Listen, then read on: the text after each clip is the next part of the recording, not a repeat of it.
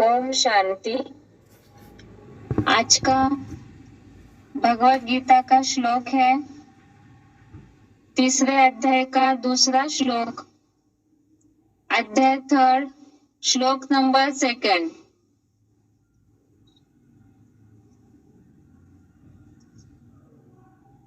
श्लोक है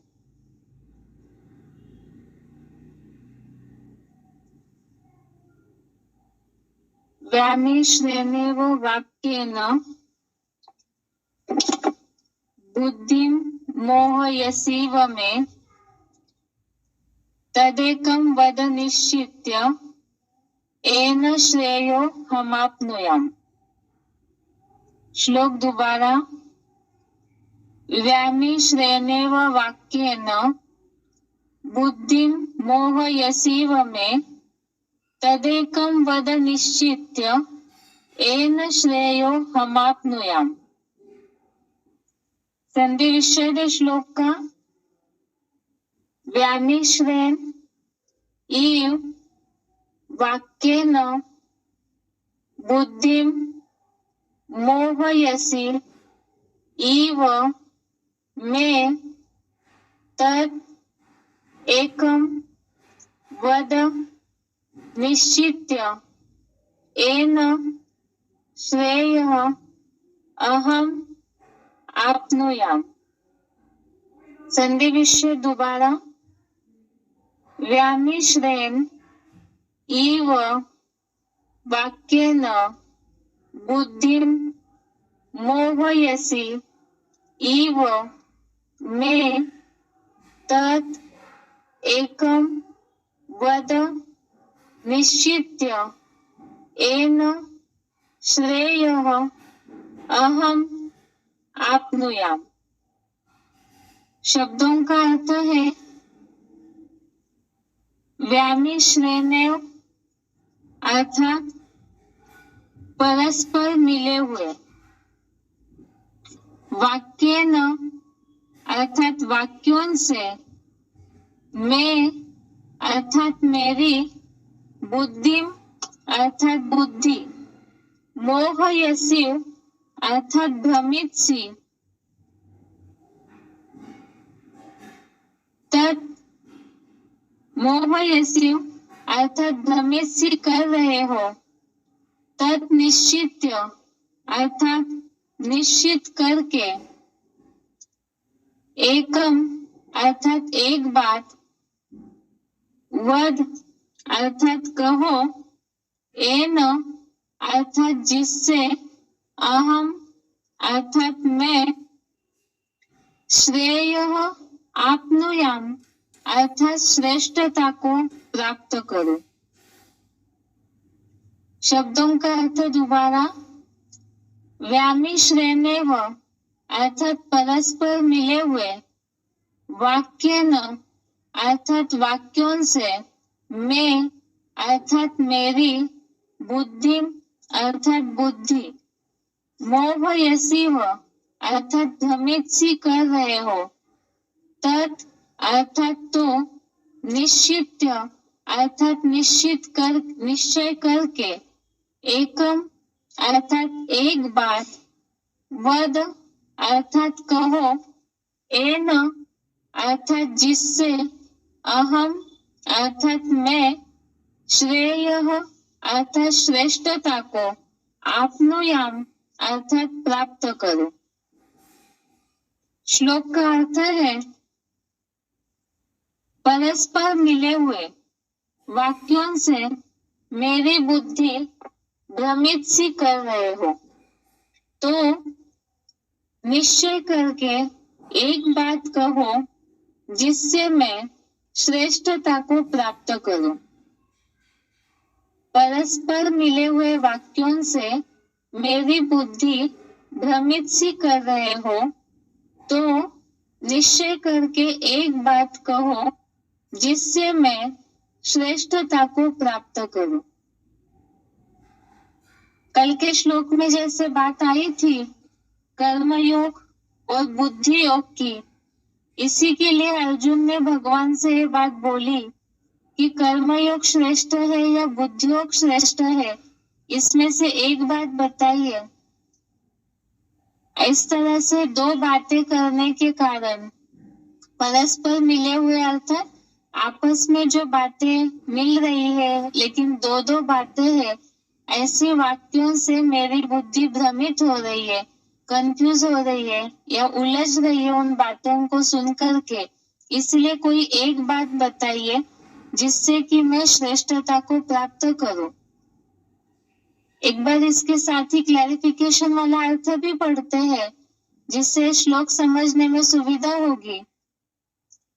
एक दूसरे से परस्पर मिले हुए दोहरा अर्थ देने वाले ब्रह्म वाक्यों से मेरी बुद्धि इस तरह किस लिए भ्रमित सी कर रहे हो? तो कर्मयोग बुद्धि योग में से निश्चय करके एक बात मेरे से कहो जिससे मैं निश्चय बुद्धि विजयते बन सकूं और श्रेष्ठता को प्राप्त करूं। इसमें पहले अध्याय से ही हम जिस तरह से अर्जुन की मनस्थिति देखते आए हैं, अर्जुन की बुद्धि में मन में अपने संबंधियों के प्रति बहुत मोह जागृत हो रहा है युद्ध के लिए। इसीलिए वो बार बार युद्ध भूमि में पीछे हट रहे हैं, रथ पर बैठ गए धनुष्य छोड़ करके। दूसरे अध्याय में भी इस बात को देखा कि मैं युद्ध नहीं करूंगा गुरुजनों से या कौरवों से, इस तरह कह करके वहां भी उन्होंने स्पष्ट मना किया। तो उसका एक ही कारण था, देह भान और देह के संबंधियों के प्रति मोह। अब धीरे धीरे जब दूसरे अध्याय में भगवान ने अर्जुन को आत्मा का परिचय समझाया, स्थिर बुद्धि के लक्षण समझाए, किस तरह से कर्मयोग करना चाहिए इस धर्म युद्ध भूमि में, इस कर्म क्षेत्र में जिस तरह से बुद्धि का योग लगाना चाहिए उसी से ही बुद्धि स्थिरता को प्राप्त हो जाएगी और साथ ही साथ शांति की अवस्था भी प्राप्त होगी। तो इतनी सारी बातें भगवान ने अर्जुन को समझाई है। अभी फिर से तीसरे अध्याय की शुरुआत में ही अर्जुन की बुद्धि फिर से भ्रमित हो रही है। इस बात से वो ये सोच रहे हैं कि भगवान जो बातें बोल रहे हैं वो दो दो अर्थ वाली बातें हैं, एक दूसरे से परस्पर मिले हुए, अर्थात दो दो बातें हैं जिसका दो अर्थ, दोहरा अर्थ देने वाले ब्रह्म वाक्यों से, अर्थात दो अर्थ देने वाले ब्रह्म वाक्यों से मेरी बुद्धि इस तरह भ्रमित किस लिए कर रहे हो? अर्थात इस तरह से जो कर्मयोग करना है या बुद्धियोग करना है, कौन सी बात करनी है, ये न समझने के कारण अर्जुन निश्चय कर नहीं पा रहे, निश्चय बुद्धि नहीं हो पा रहे हैं। और जिस निश्चय बुद्धि के द्वारा विजय थे अर्थात श्रेष्ठता की स्थिति, परम पद की प्राप्ति हो, इसीलिए वो भगवान से ये बात बोल रहे। अभी यहाँ बात है नंबरवार जो भी ज्ञान अर्जन करने वाले पुरुषार्थी अर्जुन है, उनके लिए खास आज का जो श्लोक है वो बहुत महत्वपूर्ण श्लोक है, क्योंकि ब्राह्मणों की दुनिया में भी जिस तरह से सृष्टि चक्र के चित्र में कैलकुलेशन बताया है उसके हिसाब से ये ब्राह्मणों की दुनिया का युद्ध का पीरियड, परीक्षाओं का समय चल रहा है। और सबसे बड़ी परीक्षा शिव बाबा ने मुरलियों में बताई है, बाप की पहचान की परीक्षा। और बाप को पहचानते कैसे है? ज्ञान के आधार से। और वो ज्ञान ही अगर सही रीति से नहीं समझ पाएंगे तो बुद्धि भ्रमित होगी, और भ्रमित होगी, कंफ्यूज होगी। मुरलियों के महावाक्यों को जैसे शिव बाबा समझाना चाहते हैं वैसे न समझने के कारण ही अनिश्चय बुद्धि विनशंति के स्टेज तक पहुंच जाते हैं। इसमें सबसे पहली बात है ब्रह्म वाक्यों से अर्थात मुरलियों के वाक्यों से। यहाँ तो गीता के श्लोक के आधार से हमने अर्जुन की मनस्थिति समझी। अभी यहाँ पुरुषार्थी जीवन में सभी ज्ञान अर्जन करने वाले हैं और जिस तरह से ऊंची अवस्था का या उड़ती कला की अवस्था का अनुभव होना चाहिए, वो अवस्था का अनुभव न होने का मुख्य कारण है मुरली। मुरली के बातों को यदि सही रीति से समझते हैं, जैसे बाबा समझाना चाहते हैं, तब वही निश्चय बुद्धि होकर के ऊंची अवस्था की अनुभूति हो सकती है। लेकिन जैसे अर्जुन के मन में भी आत्मिक स्थिति की पूरी अवस्था प्राप्त न हुई, तब तक देहभान के कारण शिव बाबा की बातों को सही रीति से नहीं समझ पाते हैं। इसके साथ साथ ही जैसे देखने में आता है ब्राह्मणों की दुनिया में भी कि बहुत ऐसे ब्राह्मण हैं जो शिव बाबा की बातों को सही रीति से न समझने के कारण ही वास्तव में अनिश्चय बुद्धि हो रहे हैं। अभी इसीलिए ही इस श्लोक के अर्थ को सही रीति से समझना जरूरी है। पहली बात तो है, गॉड इज ट्रूथ कहा जाता है, सत्य भगवान कहा जाता है, और शिव बाबा की जो बातें हैं वो तो पत्थर की लकीर है, तो फिर वो दो दो अर्थ वाली बातें क्यों करेंगे? शिव बाबा कोई दो अर्थ वाली बातें नहीं करते हैं। जैसे सृष्टि चक्र के चित्र के कोर्स में भी इस बात को समझाया जाता है, संगम युग कहीं 40 साल का, कहीं 50 साल का, कहीं 60, कहीं 100 वर्ष का बोला हुआ है। तो इन बातों का सही अर्थ न समझने के कारण ब्राह्मण तो शुरू में यही समझते हैं कि शिव बाबा तो कभी खेत की, कभी खलिहान की बातें करते हैं। लेकिन मुरलियों के क्लैरिफिकेशन के द्वारा इन बातों का अर्थ हमें शिव बाबा ने समझा दिया कि मुरलियों में जो अलग अलग बातें आई है उनका अर्थ है। बिना अर्थ वाली बातें शिव बाबा करते ही नहीं है, क्योंकि शिव बाबा कोई देहवान वाली हस्ती तो है ही नहीं जो कि दो दो अर्थ वाली बातें करे। दूसरी बात है, जैसे कि लक्ष्मी नारायण के चित्र में भी बात आती है मुरलियों में कि ये लक्ष्मी नारायण तो समझदार है और ये लक्ष्मी नारायण तो बुद्धू है। इसका भी अर्थ शिव बाबा ने मुरलियों के द्वारा क्लैरिफाई कर दिया, स्पष्ट समझा दिया कि वास्तव में संगमी लक्ष्मी नारायण अलग है और सतयुगी लक्ष्मी नारायण जो बुद्धू है, सतयुग में देवताएं बुद्धू होते हैं, तो वो लक्ष्मी नारायण का पद प्राप्त करने वाली आत्माएं अलग अलग है। तो फिर बाबा की मुरलियों में तो गुह्य अर्थ समाया हुआ है, क्योंकि बोला ही हुआ है, मैं गुह्य ते गुह्य राज समझाता हूँ।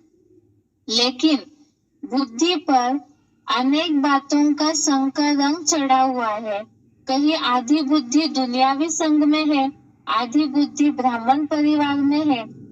इसके कारण ही बाबा की मुरलियों को जिस तरह से समझना चाहिए वो न समझ पाने के कारण ही बुद्धि भ्रमित हो जाती है, कंफ्यूज हो जाती है। दूसरी बात है, शिव बाबा तो कल्याणकारी है, ये तो हम मुरलियों में भी सुनते हैं, शिव अर्थात ही कल्याणकारी, और जो भी बोलते हैं, जो भी करते हैं, उस हर बात में कल्याण है। तो शिव बाबा अकल्याण की कोई बात कैसे बोल सकते हैं? इसके साथ साथ अगली बात है, जैसे बहुत सारा बड़ा ब्राह्मण परिवार है, सभी के पूर्व जन्मों के अपने अपने हिसाब किताब है। इसके साथ साथ सभी का अपने अपने संस्कार है, अपना अपना कोई जीवन जीने का तरीका है। उसी अनुसार मुरलियों में जो भी श्रीमत दी हुई है, मुरलियों में जो भी बातें ब्राह्मण परिवार को देवता बनने के लिए बताई जाती है, वो धारणाओं की बातें अलग है। बाकी अगर कोई व्यक्तिगत शिव बाबा से श्रीमत लेते हैं तो वो उनकी स्थिति परिस्थिति अनुसार उनको श्रीमत दिया जाता है। लेकिन इसमें भी ऐसा होता है, बहुत से ब्राह्मण हैं आपस में इन बातों से कंपैरिजन करते हैं। उनको इस स्थिति के लिए ऐसी श्रीमत मिली और हमें इस बात के लिए ऐसी श्रीमत दी। इसका मतलब शिव बाबा पार्शलिटी करते हैं, दो दो बातें बोलते हैं। वास्तव में सभी का अपना अपना अलग अलग हिसाब किताब है। सबकी स्थिति परिस्थितियां, सबके पुरुषार्थ की गति, सबके आत्मा की अवस्था, ये तो शिव बाबा ही जानते हैं और उसी आधार से उनको श्रीमत मिलता है। इसीलिए इसमें कंपैरिजन अर्थात परस्पर तुलना करनी ही नहीं चाहिए, क्योंकि अगर इस तरह से तुलना करते हैं तो शिव बाबा के वाक्यों में संशय आने लगता है और संशय आकर के फिर अनिश्चय बुद्धि हो जाते हैं। इसीलिए ही मुरलियों में तो सभी के लिए श्रीमत जनरली दिया हुआ है, लेकिन उसके साथ साथ अलग अलग स्थिति परिस्थितियों में अगर कोई बात आती है तो हर एक को अपना अलग से श्रीमत लेना चाहिए। लेकिन इसमें भी जो मुरलियों में बोला है, बड़ा बाबा जो कहे आंख बंद करके मान लेना चाहिए, क्योंकि उनका रिस्पॉन्सिबल शिव बाबा है। इसी तरह से ये जो श्लोक में बात आई हुई है कि एक दूसरे से परस्पर मिले हुए दोहरा अर्थ देने वाले ब्रह्म वाक्यों से मेरी बुद्धि इस तरह किस लिए भ्रमित सी कर रहे हो। वास्तव में शिव बाबा तो बुद्धि को किसी के भ्रमित करते ही नहीं है, क्योंकि शिव बाबा ने ये बात अव्यक्तवाणियों में भी बोली है, मुरलियों में भी ये बात आई है कि जो सरल चित होते हैं, जो सरल याद करने वाले हैं, वो सरल चित भी होते हैं। शिव बाबा तो योगीश्वर है और खास सुप्रीम सोल जो विश्व कल्याण की भावना से सबको पतित से पावन बनाने के लिए इस सृष्टि पर आए हुए हैं, तो वो किसी भी बात से किसी को कंफ्यूज कैसे कर सकते हैं। मुरलियों की बातों को देहभान होने के कारण, सही रीति से न समझ पाने के कारण ही ब्राह्मण बच्चों की बुद्धि भ्रमित होती है। इसके अलावा मुरलियों के लिए भी शिव बाबा ने बोला है, मुरली की बातें सही रीति से तभी नहीं समझ पाएंगे जब मुरली एकाग्रता से नहीं सुनते हैं। बहुत से ऐसी मुरलियां हैं, सिलेक्टेड पॉइंट्स है, इसमें भी शिव बाबा ने ये बात बोली है, मुरली सुनते समय कोई भी अपना पर्सनल निजी काम नहीं करना चाहिए, क्योंकि मुरली सुनते समय यदि हम अपना पर्सनल काम करते हैं तो मुरली की एक बात कान में जाएगी और उसके ही संदर्भ में अगली बात जो बोली हुई है वो समझ नहीं आएगी। अगर मुरली सुनते समय सारा कुछ छोड़ के बिल्कुल एकाग्रता से 1 घंटा मुरली अगर पूरी एकाग्रता, पूरी लगन के साथ सुनते हैं, तो कभी भी रेगुलर और पंक्चुअल जो क्लास कर रहे हैं तो उनकी बुद्धि में इस तरह से मुरली के महावाक्यों से कंफ्यूजन निर्माण ही नहीं होगी। जैसे अभी की वर्तमान स्थिति परिस्थितियों में बहुत सारे ऐसे व्हाट्सएप ग्रुप्स निकले हैं, बहुत सारे ऐसे लोग हैं जो मुरलियों की बातों का आधा अर्थ, आधी बातें उठा रहे हैं और उसके आगे की मुरलियों में जो क्लैरिफिकेशन दिया हुआ है ऐसे ऐसे पॉइंट्स का, उसे न पकड़ने के कारण ही खुद भी अनिश्चय बुद्धि हो रहे हैं और साथ साथ ही संघ के रंग से औरों को भी अनिश्चय बुद्धि बनाते हैं। इसीलिए जैसे हमने दूसरे अध्याय के श्लोक में भी इस बात को देखा है, व्यवसायत्मिका बुद्धि। वास्तव में निश्चय करके शिव बाबा की श्रीमत तो एक ही है और उसके अलावा असंख्य शाखाओं की असंख्य मतें हैं। तो देहधारी जो है वो देहभान में होने के कारण खुद भी भ्रमित होते हैं और औरों की भी बुद्धि को भ्रमित करते हैं, कंफ्यूज करते हैं। बाकी शिव बाबा के जो महावाक्य है वो 2 अर्थ वाले है ही नहीं, न ही शिव बाबा चरिया खरिया है जो डबल अर्थ वाली बातें करेंगे। शिव बाबा की बातों को इतनी सारी मुरलियां चली है, अगर उन सारी मुरलियों को एकाग्रता से ध्यान से सुनेंगे तो समझ में आएगा कि शिव बाबा की बातों में कहीं भी दो अर्थ वाली बातें है ही नहीं। जैसी जैसी प्रसंग है, जैसी जैसी स्थिति परिस्थिति है, उसी अनुसार मुरलियों में वो बातें बोली जाती है। इसके अलावा जैसे और भी मुरलियों में बहुत सी बातें बोली हुई है, जैसे 50 साल लगते हैं तुम बच्चों की पढ़ाई के लिए, और भी ऐसी बहुत सी बातें हैं स्वर्ग स्थापना की बात को लेकर के। तो इसमें भी बहुत से लोग कंफ्यूज हो जाते हैं, वास्तव में देह भ्रम है। तो इसीलिए इस स्थूल आंखों से ही सब कुछ देखना चाहते हैं। लेकिन पहले तो शिव बाबा ने बोला है मुरलियों में कि बुद्धि से पहले उस दुनिया में प्रवेश करना है। जब तक इस कलयुगी बुद्धि के ऊपर से शंकर रंग नहीं हटता है, तब तक शिव बाबा की जो बातें, शिव बाबा जो दुनिया स्थापन कर रहे हैं, तो वो दुनिया इन आंखों से दिखेगी नहीं, पहले तो बुद्धि से दिखेगी। तो उसके लिए ही मुरली के सारे बातों को सही मायने में समझना जरूरी है। इसी के लिए आज के श्लोक में इस बात को बताया है, एक दूसरे से परस्पर मिले हुए दोहरा अर्थ देने वाले ब्रह्म वाक्यों से मेरी बुद्धि इस तरह किस लिए भ्रमित सी कर रहे हो। तो कर्मयोग बुद्धि योग में से निश्चय करके एक बात मेरे से कहो, जिससे मैं निश्चय बुद्धि विजयते बन सकूं और श्रेष्ठता को प्राप्त करूं। अब इसमें भी जैसे बोला है कर्म योग और बुद्धि योग में से निश्चय करके एक बात मेरे से कहो, जिससे मैं निश्चय बुद्धि विजयते बन सकूं। इसी तरह से यहाँ भी शिव बाबा के तो वैरायटी बच्चे हैं। कोई तो ऐसे हैं जो अपने घर गृहस्थी के बंधन में फंसे हुए हैं, जो निकल नहीं सकते हैं। कोई ऐसे हैं जो उस बंधन से निकल करके ईश्वरीय सेवा कर सकते हैं, और कोई ऐसे हैं जो पूरे ही निर्बंधन हो सकते हैं। तो जो जैसी परिस्थितियों में शिव बाबा के मददगार बनते हैं, उनके हिसाब से ही अलग अलग प्रकार से श्रीमत दिया जाता है। इसी के लिए ही यहाँ ये बात है कि जब शिव बाबा की बातों को सही रीति से समझेंगे, अपने देह भान का छिलका हटा के बुद्धि पे जो अनेक मतों के संकर रंग का छिलका है वो हटा करके जब मुरली की बातों को एकाग्र होके सुनेंगे, समझेंगे, तो उसी आधार से अटल निश्चय बुद्धि होंगे, और निश्चय बुद्धि जो होंगे वो विजयते बनेंगे, तो कल्याण को प्राप्त होंगे।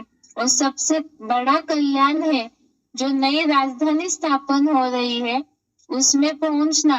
तो वो तभी हो सकता है, मुरलियों में ये बात बोली है, एक ही मुरली है, लेकिन उस मुरली के आधार से कोई महाराजाएं, कोई राजाएं बनते हैं, कोई दास दासी, कोई नौकर चाकर बनते हैं।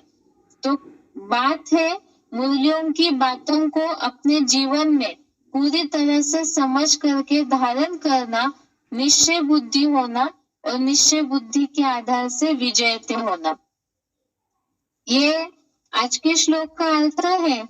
एक बार इस श्लोक का उच्चारण सुनते हैं और इसके साथ साथ इसी से रिलेटेड सिलेक्टेड पॉइंट है जो मुरलियों में बोले हैं, उसे भी देखते हैं।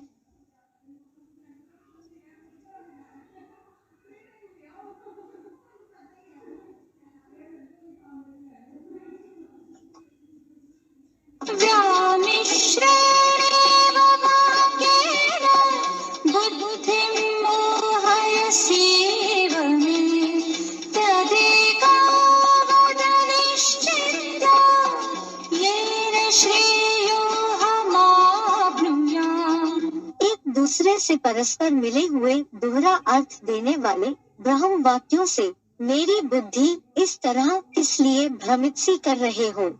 तो कर्मयोग बुद्धियोग में से निश्चय करके एक बात मेरे से कहो, जिससे मैं निश्चय बुद्धि विजयते बन सकूं और श्रेष्ठता को प्राप्त करूं।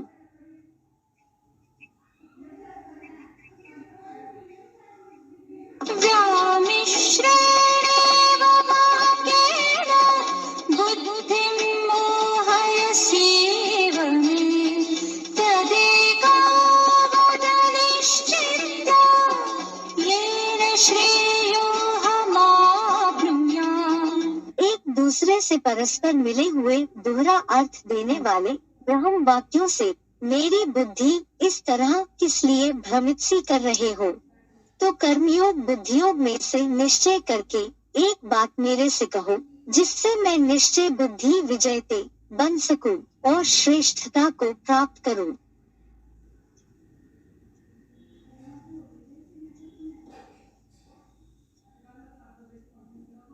इसके आगे इस श्लोक से रिलेटेड पॉइंट है।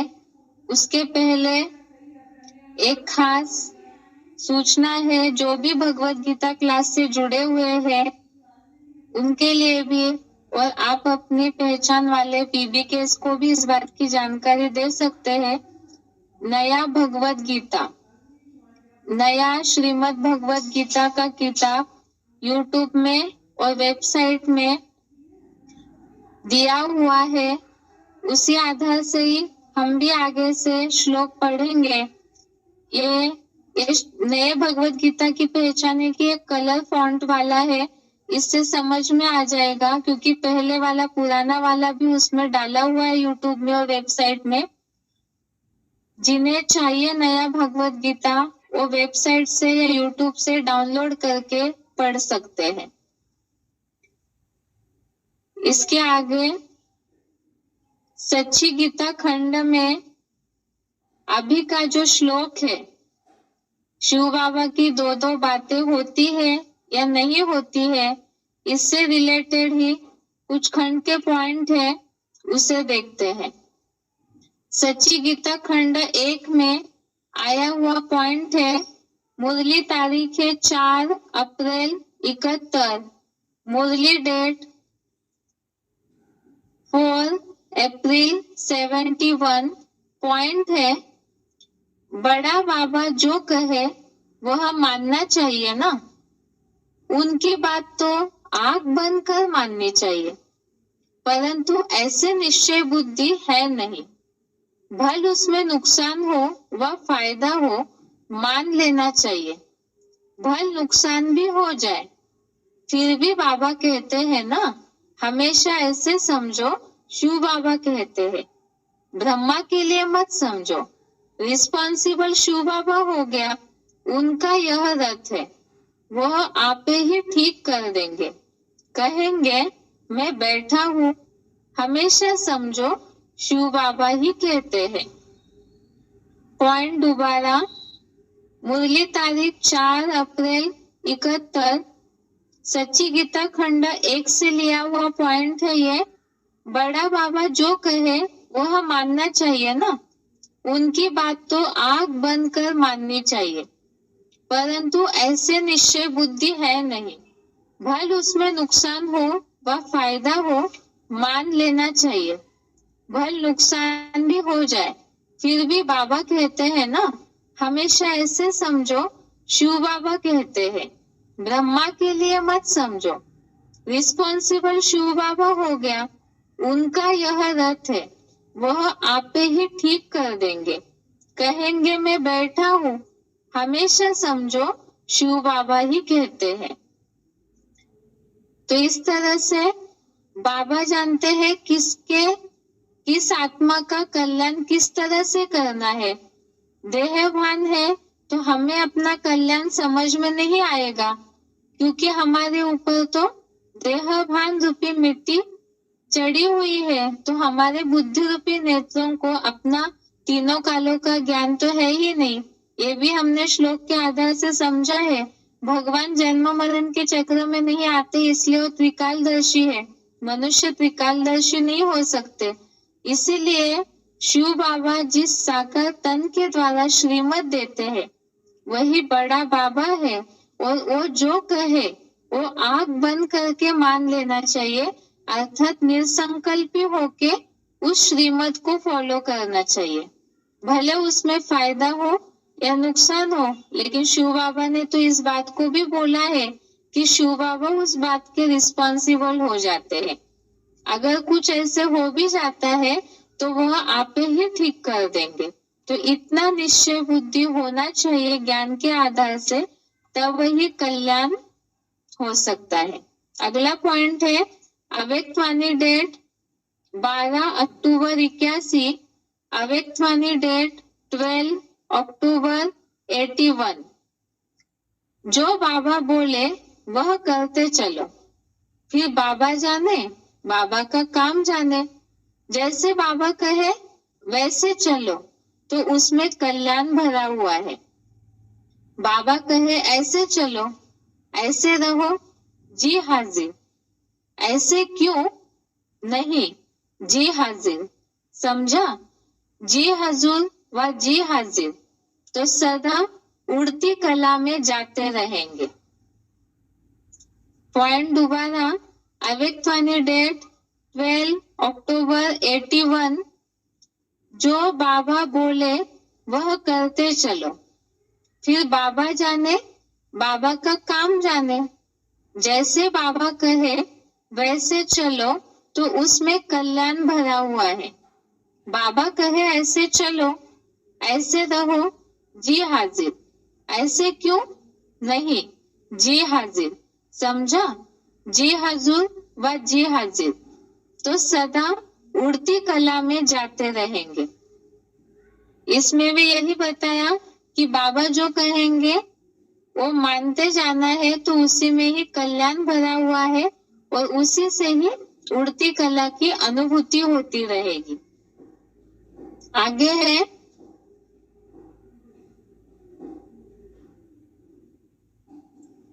वीसीडी नंबर 1948, टाइम 42 मिनट के बाद वीसीडी नंबर 1948। इससे लिया हुआ पॉइंट है 42 मिनट्स के बाद का। रामायण का जो राम रावण युद्ध हुआ वो किसको लेकर हुआ? सीता को लेकर हुआ। महाभारत युद्ध है द्रौपदी को लेकर हुआ। और देवासुर संग्राम है लक्ष्मी को लेकर हुआ। अब ये तीनों संग्राम अलग अलग हैं या एक ही है? एक ही बात है। तो ये बहुत ही समझने की बातें हैं। अभी तो थोड़ा थोड़ा समझे, समझना बहुत है, इसलिए धैर्यवत अवस्था बहुत चाहिए। इसे क्यों कहा धैर्यवत अवस्था चाहिए है? क्योंकि बच्चों को माया बहुत संशय में लाती है और उन संशयों का निवारण न होने पाने के कारण अंदर ही अंदर बच्चे घुटते रहते हैं। घुटते घुटते यहाँ तक कि छोड़ करके चले जाते, अनिश्चय बुद्धि हो जाते, मर जाते, बाप के बच्चे खलास हो जाते। इसलिए बोला, क्या बोला? धैर्यवत अवस्था बहुत चाहिए और फिर बाप को याद भी करना चाहिए।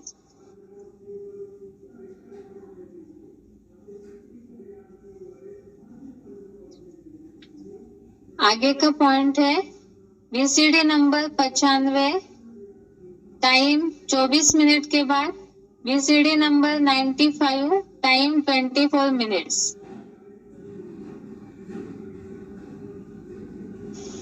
सीकस ब्रो शंकर और शिव को भी मिला दिया। क्या कहा? शंकर और शिव को भी मिला दिया है। ये क्या बात? ये नई बात क्यों शुरू कर दी? अभी तो बात जगदम्बा की और लक्ष्मी की कर रहे थे, ये प्रसंगांतर कैसे हो गया? क्या प्रसंगांतर हो गया है? नहीं हो गया। लक्ष्मी और महालक्ष्मी दो नाम है। क्या कहते हैं? लक्ष्मी और महालक्ष्मी।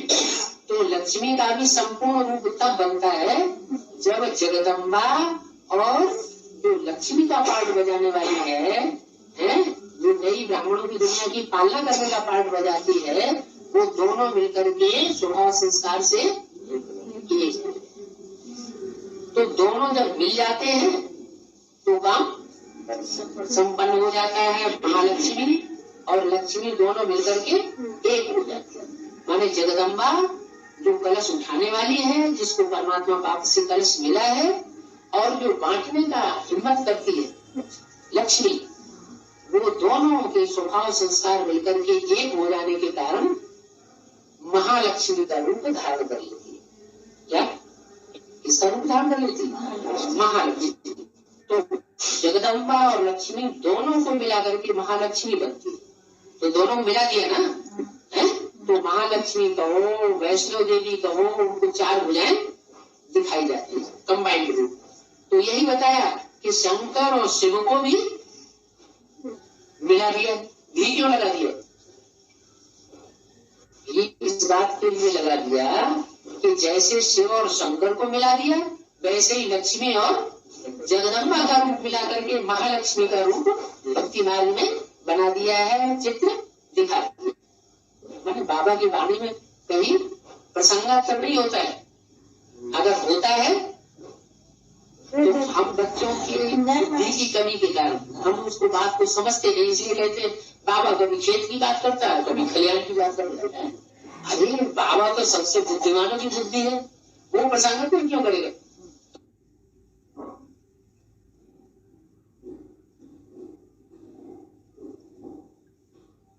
जैसे अभी के 2 पॉइंट्स में हमने समझा। एक तो पहले पॉइंट कि बाबा की बात सही रीति से समझ न पाने के कारण अनिश्चय बुद्धि हो जाते हैं, या तो बातें क्लियर नहीं करते हैं। मुरलियों में जो भी बातें समझ नहीं आती है वो क्लियर न करने के कारण अंदर अंदर घुटते हैं और तभी अनिश्चय बुद्धि होते हैं। इसीलिए मुरलियों की बातों को समझने के लिए धैर्यवत अवस्था चाहिए। और अभी का जो पॉइंट समझा हमने, इसमें जैसे बताया है, पहले बाबा लक्ष्मी की जो बात कर रहे थे, जगदम्बा और लक्ष्मी की, उसके बाद शिव शंकर को मिलाने की बात इस मुरली में आई है। तो वास्तव में बाबा की बातों का प्रसंग अंतर नहीं होता है।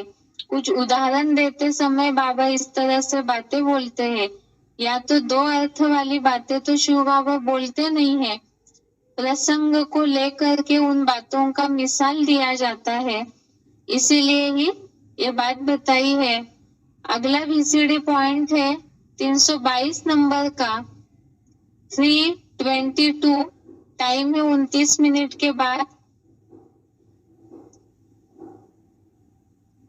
मना वेद, वेद कहेंगे, लेकिन गीता ज्ञान अमृत नहीं कहेंगे। अमृत कब निकलता है? शास्त्रों में लिखा है सागर मंथन हुआ तो उसमें से अमृत कलश निकला। तो ये अमृत कलश कब निकलता है? जब मंथन होता है। और मंथन कौन करता है? कहते हैं देवताओं ने भी मंथन में हाथ लगाया और असुरों ने भी मंथन में हाथ लगाया। देवताओं ने क्या किया? देवताओं ने मंथन करते समय जो वासुकी नाग था, जिसकी मथाने की रस्सी बनाई गई, उस सर्प का मुख पकड़ा, नहीं पूंछ पकड़ी देवताओं ने। माने उन देवताओं ने फॉलो किया। क्या? उस सर्प को मंथन करते समय फॉलो किया। किसको फॉलो किया है? सर्प की पूंछ को फॉलो किया,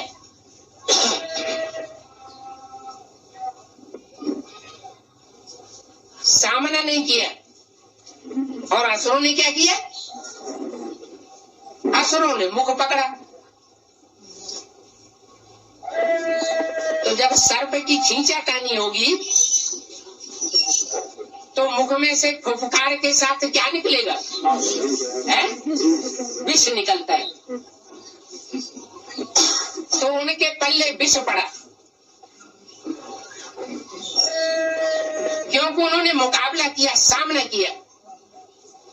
और देवताओं ने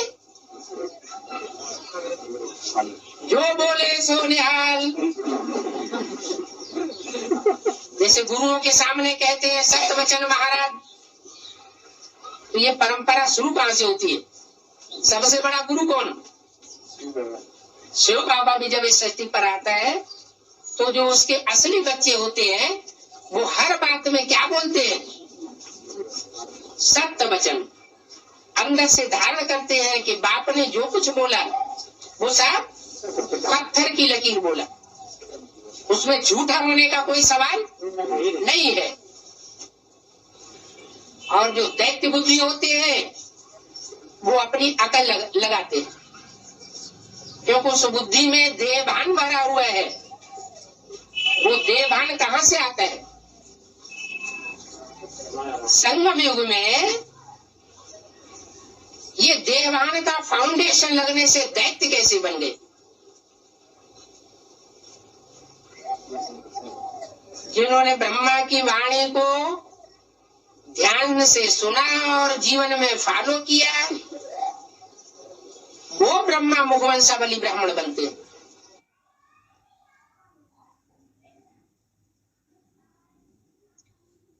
इस पॉइंट में जैसे हमने समझा, अभी सागर मंथन हो रहा है, तो इसमें जो ज्ञान का मंथन हो रहा है, शिव बाबा जो भी ज्ञान रतन दे रहे हैं, तो जो असुर क्वालिटी के होंगे, देहभान ज्यादा भरा हुआ है, तो मुंह पकड़ेंगे, अर्थात बाबा ने ऐसे क्यों बोला, वैसे क्यों बोला, इस तरह की बातों में ही बुद्धि जाएगी। और देवता क्वालिटी के जो होंगे, आत्मिक स्थिति वाले, वो शिव बाबा की बातों को फॉलो करते रहेंगे, तो निश्चय बुद्धि होकर के जितना फॉलो करेंगे उतना ही कल्याण होगा। और बाबा की बातों को ऐसे क्यों बोला, वैसे क्यों बोला, असुरों की तरह मुंह पकड़ेंगे या बाबा की बातों पे ही प्रश्न उठाते रहेंगे, तो जिस तरह से अवस्था प्राप्त होनी चाहिए वो होगी नहीं। जैसे बोला है कि मुंह पकड़ने वाले हैं असुर, तो जब सांप विष फेंकता है तो उसका असर जरूर होगा, और ऐसे विषैलेपन से ही कहीं ना कहीं अनिश्चय बुद्धि हो जाते हैं। अगला सिलेक्टेड पॉइंट है 228 नंबर का, सिलेक्टेड पॉइंट नंबर 228। अभी राम शिव बाबा मत देते हैं।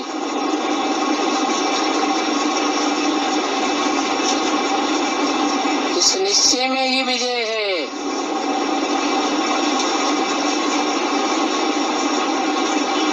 ऐसे समझने में कभी नुकसान नहीं होगा। अगर नुकसान समझते भी हैं तो बाबा नुकसान को भी फायदे में बदल देंगे। परंतु अनिश्चय बुद्धि वालों को नहीं, निश्चय बुद्धि वालों को। क्योंकि संशय बुद्धि वाले तो और ही गुटका खाते रहेंगे। जो निश्चय बुद्धि वाले होंगे वो कब गुटका नहीं खाएंगे, समझेंगे जरूर शिव बाबा इस रथ पर बैठा है, वो शिव बाबा ही हमको मत देते हैं। पक्का निश्चय बुद्धि वाले को तब भी कोई प्रकार का घाटा नहीं पड़ सकता। बाबा खुद गारंटी करते हैं। कई बच्चे मुझे पता नहीं ये मत इनकी है या शिव बाबा की है।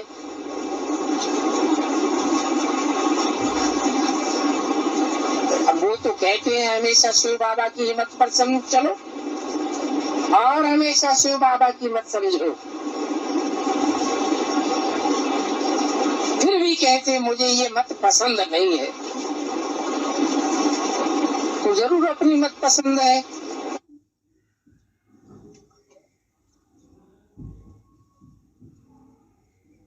आगे का पॉइंट है सिलेक्टेड पॉइंट का number 593, selected point number 593।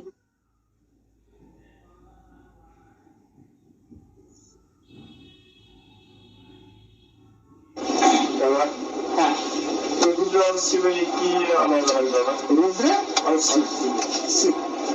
Shiv कहा जाता है ज्योति बिंदु को। उस ज्योति बिंदु का नाम क्या है? उसका एक ही नाम है शिव, और उसकी आत्मा का ही नाम है।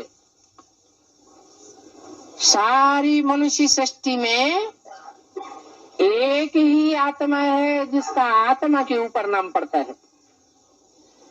बाकी सब आत्माओं का नाम शरीर के ऊपर पड़ता है। तो वो आत्मा है, उसका मुकर्रर नाम शिव है। नाम किस आधार पर होता है? काम के आधार पर होता है। काम इस सृष्टि में होता है या परम धाम में होता है? इस सृष्टि पर वो शिव आता है तो जो भी काम करता है, क्या वो काम कल्याणकारी होता है या अकल्याणकारी होता है? हैं? कल्याणकारी होता है। देखने वाले समझते हैं अरे छी छी छी छी छी, ये तो बहुत बड़ा काम, बहुत खराब काम कर दिया। लेकिन जब रिजल्ट निकलेगा तो क्या साबित होगा? है कि जो भी काम किया, कोई भी कर्म इंद्रियों से किया, वो काम का रिजल्ट कल्याणकारी ही आएगा, अकल्याणकारी नहीं आ सकता। बहुत कल्याणकारी है और सदैव कल्याणकारी है। वो जो भी वाचा बोलेगा,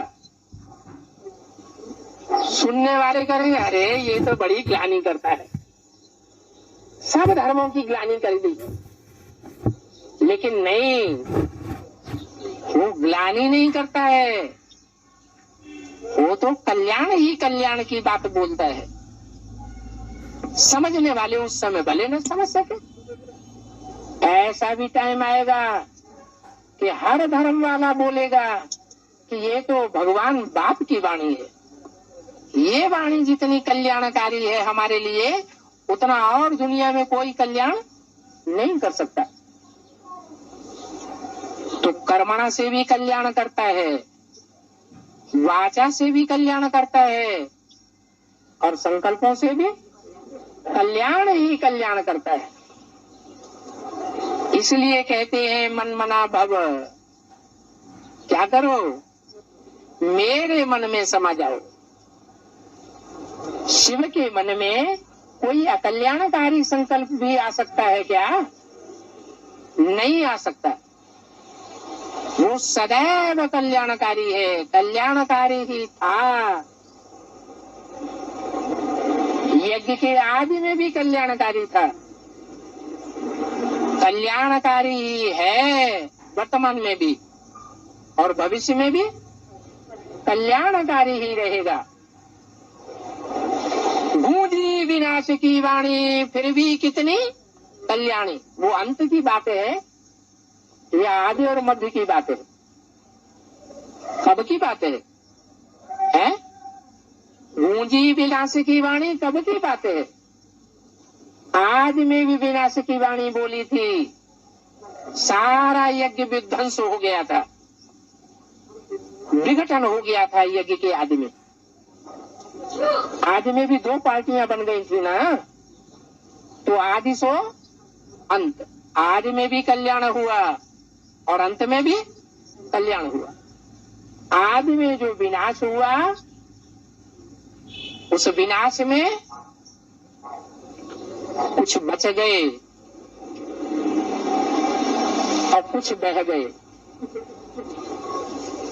कौन बह गए? हैं जो ब्रह्मा की गोद में बैठे रहे वो बह गए, और जो बाप के साथ चले गए वो बच गए, एडवांस में आ गए, रुद्रमाला के मणके बन गए। वो रुद्र है, शिव नहीं है। शिव में और रुद्र में क्या फर्क है? शिव सिर्फ आत्मा का नाम है और रुद्र आत्मा प्लस शरीर का नाम है, जो रौद्र रूप धारण करता है। सौम्य रूप से बच्चे सुधर रहे हैं या बिगड़ रहे हैं? जो भी पढ़ाई पढ़ने वाले बच्चे हैं राजयोग की, अभी तक रिजल्ट क्या निकल रहा है? बिगड़े हैं या सुधरे हैं? बिगड़े हैं। तो कौन सा रूप धारण करता है? आदि में भी रौद्र रूप धारण किया था। स्थापना के साथ साथ यज्ञ कुंड से विनाश ज्वाला निकली थी, और अभी अंत में भी क्या होने वाला है? रौद्र रूप धारण करेगा और सब उठ के खड़े हो जाएंगे पुरुषार्थ में। अभी तो अलवेलापन बहुत आता है। तो रुद्र अलग है और शिव अलग पार्ट है दोनों पार्ट इसी दुनिया की यादगार।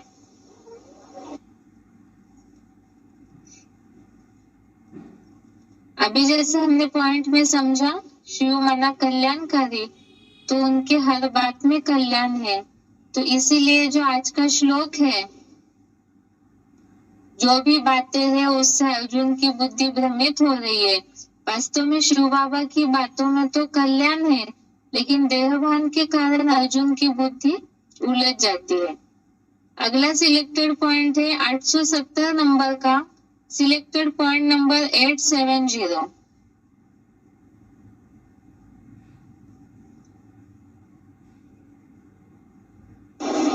सत्य एक होता है या सत्य अनेक होते हैं? सत्य माने सच्चाई।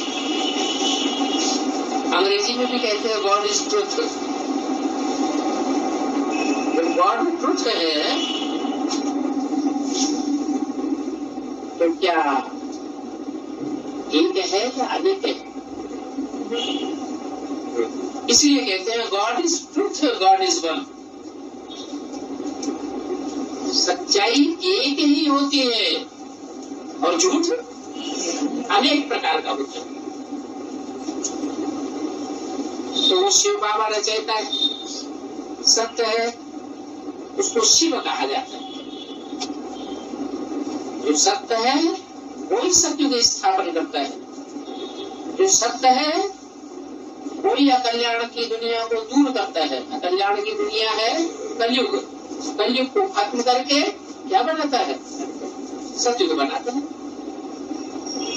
ये कल्याण का कार्य उस एक के सिवाय और दुनिया में कोई भी नहीं कर सकता, इसलिए उसका नाम है शिव।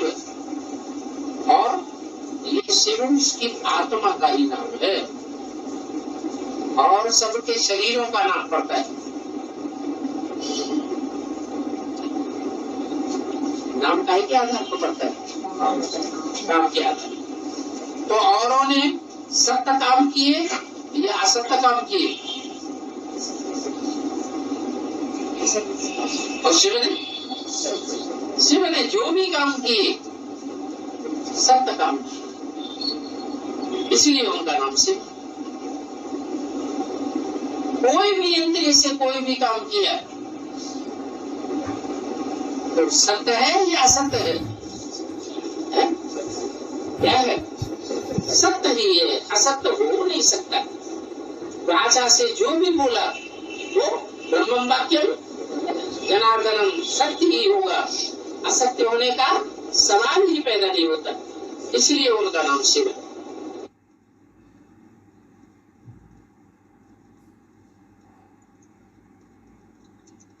ये आज के श्लोक से रिलेटेड सिलेक्टेड पॉइंट हो गए। आज के श्लोक से खास तो व्यक्तिगत पुरुषार्थी जीवन में ये सीख जरूर लेनी है कि मुरलियों में बाबा ने जो भी बोला हुआ है उसे पूरी तरह से फॉलो करें, और खास तो अभी का जो परीक्षाओं का समय है इसमें किसी भी हालत में मुरली के महावाक्यों पर कंफ्यूज ना हो। उसी से रिलेटेड बाबा ने तो बोला है जो मन में बातें आती है, संकल्प चलते भी है, तो मुरलियों में उन हर बातों का समाधान जरूर मिलता है। इसीलिए ही बुद्धि भ्रमित नहीं करनी चाहिए, नहीं तो जिस तरह कल्याण की या उड़ती कला की अवस्था की अनुभूति होनी चाहिए वो नहीं हो पाएगी। आज का श्लोक यहाँ तक ही। ओम शांति।